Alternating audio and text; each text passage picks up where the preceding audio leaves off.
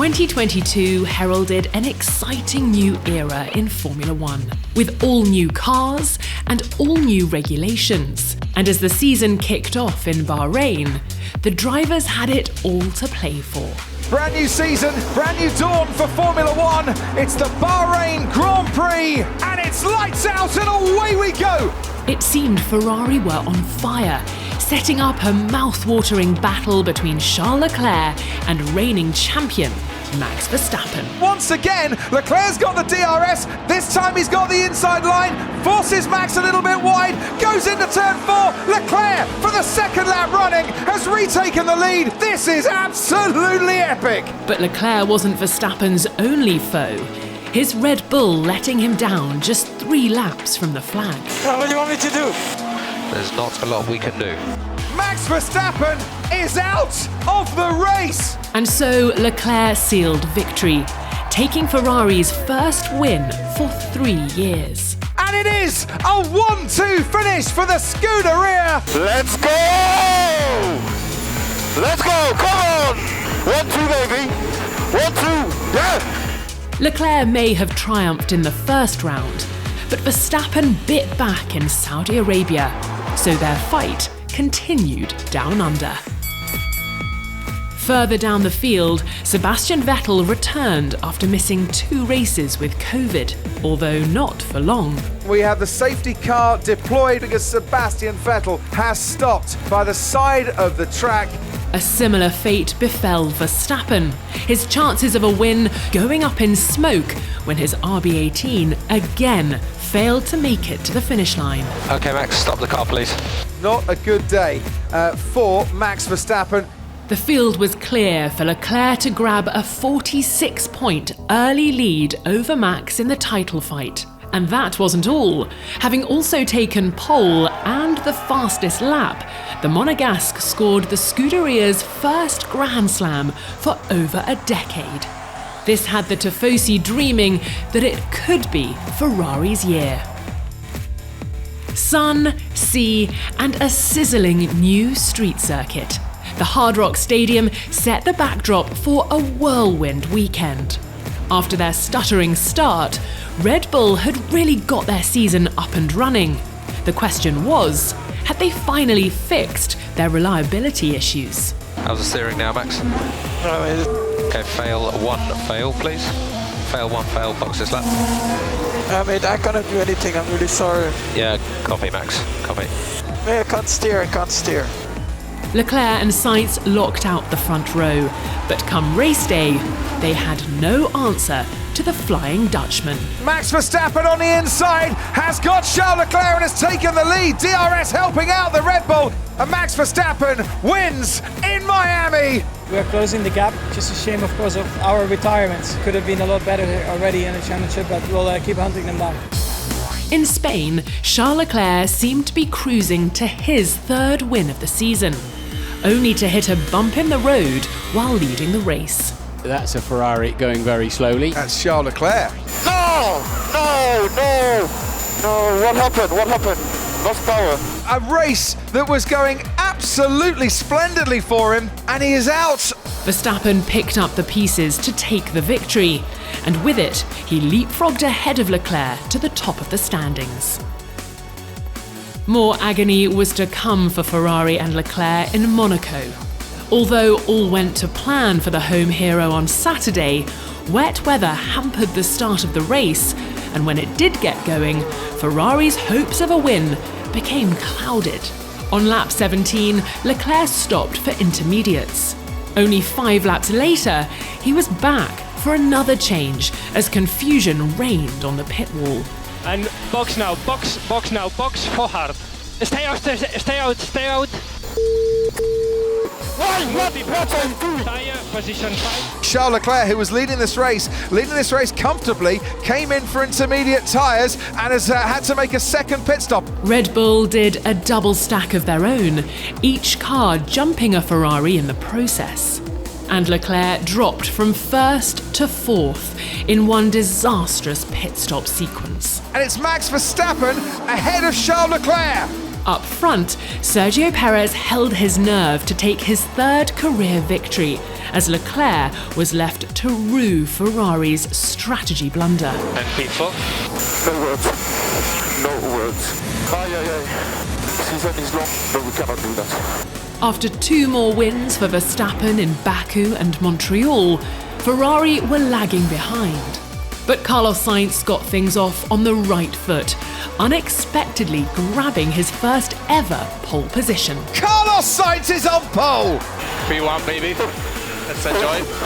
I didn't expect that one. Race day was marred by a terrifying lap 1 crash as the field sped away from the grid. And a big crash, car upside down, into the wall.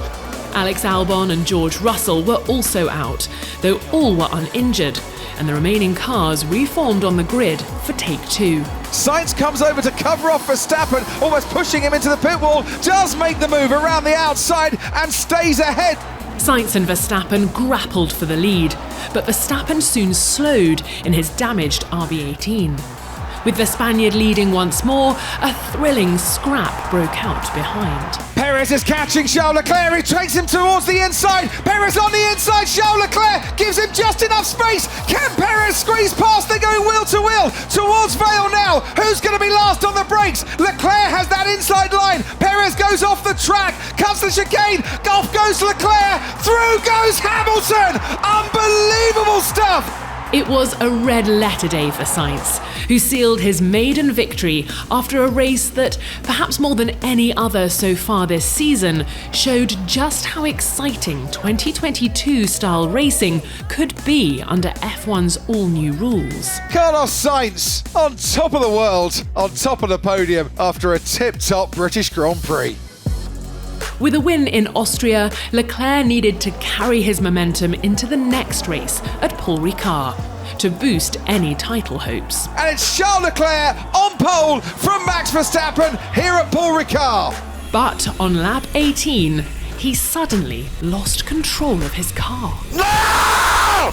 Charles Leclerc is out of the race, and for the 3rd time this season, when leading a race, won't go on to finish it. The increasingly relentless Verstappen took yet another victory as Ferrari's title challenge was blunted once more. In one more showdown before the summer break, the Scuderia needed to make amends. But it was Mercedes who was celebrating on the Saturday, as George Russell took his maiden pole position, and the first for the team in a bleak 2022. For the first time in his career in Formula One, George Russell could be starting on pole, and that is absolutely incredible! Woo! Come on, Benz! Yes! Woo! Come on! And the drama didn't stop there. A power unit problem in qualifying for Max Verstappen meant he had to start down in P10. But as the lights went out, the Dutchman proved a lowly grid spot was no obstacle. Down at the inside goes Max Verstappen on Esteban Ocon. Norris is going to be under pressure now from Verstappen. Verstappen's got ahead. They go wheel to wheel. Verstappen goes a bit deep, but he makes that overtake stick. Max Verstappen, from 10th on the grid, comes home to win the Hungarian Grand Prix. As for Ferrari, from P2 and P3 on the grid, they slipped to 4th and 6th at the flag. That Ferrari debrief is going to be long and probably contentious, because I can't see either of their 2 drivers being happy with the way that panned out for them. While there was a break in the on-track action, there was no shortage of news off-track throughout the summer break. Sebastian Vettel announced he would be calling time on his illustrious and trophy-laden career at the end of the season, a decision that sparked off a chain reaction. Just days after Vettel's announcement, Fernando Alonso revealed he would be joining Aston Martin as Vettel's replacement, calling time on his 2-year spell at Alpine. Seemingly caught on the hop by the Spaniard's decision, Alpine announced their highly rated reserve driver Oscar Piastri had been promoted to fill the seat in 2023.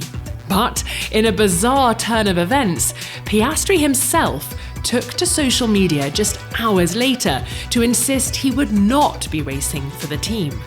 All became clear a few weeks later when Daniel Ricciardo announced he would be leaving McLaren a year earlier than expected, with Piastri widely tipped to replace him.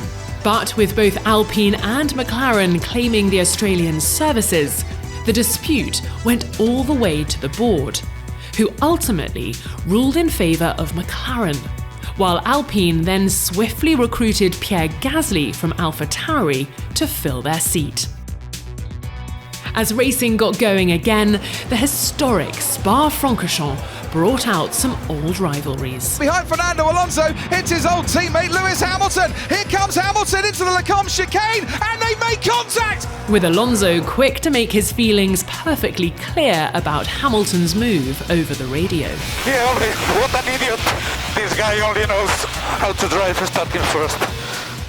Despite starting P14 due to grid penalties, Verstappen was charging up the ranks, closing in on Sainz up front. Verstappen's got to pass a car, at least one car, every lap. What, like that? Yeah, exactly like that. Proving his dominance once more, Verstappen crossed the line to finish first, with Perez bringing home a 1-2. It's all well that ends well for Max Verstappen. The hardest bit was lap 1 to stay out of trouble because it was very hectic in front of me and I just really didn't want to be involved. But yeah, we came through quite well, and then it calmed down with the safety car, and basically from there on was basically trying to overtake a car every lap. And then once I realized I was third, I could see we can win this race. Yeah.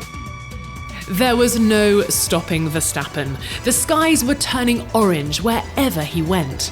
But it was another Dutchman who was making the headlines in Italy, with Nick de Vries drafted in at Williams for his race debut, while Alex Albon recovered from appendicitis. The former Formula 2 and Formula E champion looked instantly at home in F1, qualifying inside the top 10 and racing to a P9 finish on debut. And whilst the race winner will get applause, his Dutch counterpart should get an equal amount of applause. That is a terrific finish for Nick de Vries today. Wow. Thank you very much. This has been incredible. It was a performance that impressed Helmut Marko so much that he swooped to sign the 27-year-old as Gasly's replacement at AlphaTauri for 2023. But back on track, Red Bull outsmarted Ferrari to hand Max Verstappen a 5th victory in a row, putting one hand on the championship trophy. Very lovely, mate. Great race set again.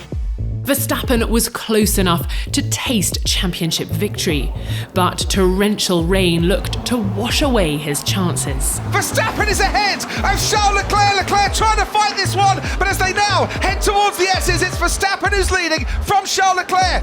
Is a Ferrari off, and it is Carlos Sainz into the barrier and out of the race. After a red flag and 2-hour wait, the race finally restarted. Despite rain continuing to fall on a dark, grey day at Suzuka, the Dutchman did everything he could by sealing another victory. But that wasn't enough.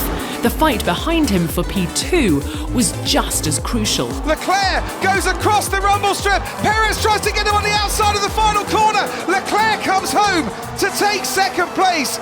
Leclerc's desperate defending left him with a 5-second penalty post-race, slipping him down behind Perez to P3, which meant Max had done enough. He was the 2022 world champion, even if he had to double-check with the officials before he'd believe it. I am? Yes, you are. You sure? So one championship was wrapped up, but the constructors' title still needed to be settled.